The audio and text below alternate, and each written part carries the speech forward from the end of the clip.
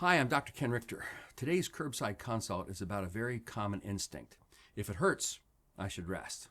Now, rest has a place, but prolonged rest is often the wrong prescription for pain, especially when we're dealing with back pain, neck pain, and many joint problems. Let's separate the two situations. Well, first is the acute injury, like a fresh sprain or significant strain or direct trauma. Short-term rest can be appropriate. Sometimes you need a brief period to calm inflammation and to avoid making an acute injury worse.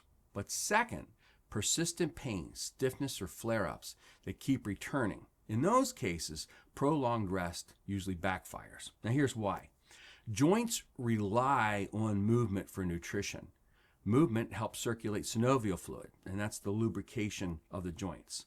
Muscles weaken rapidly when they aren't used.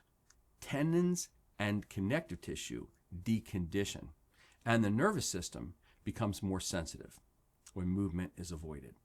When someone rests too long, they often become stiffer. Then, when they try to move again, it hurts more.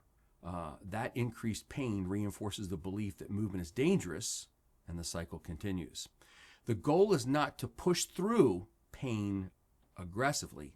The goal is graded movement, the right dose at the right time. I often tell patients we want motion before intensity, and we want consistency before perfection, and progress before heroics. This can look like short walks spread through the day rather than one long walk that can flare symptoms. Gentle range of motion movements in the morning to reduce stiffness. Strengthening the muscles that support a joint. For example, hips and core and back pain, or quadriceps and glutes for knee pain. Using heat, anti-inflammatory strategies, or a short course of relative rest, not total shutdown.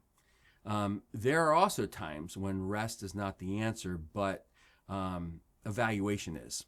So if the pain is accompanied by weakness, numbness that is worsening, bowel or bladder changes, fever, unexplained weight loss, significant trauma, or pain that wakes you from sleep consistently, you need to be evaluated.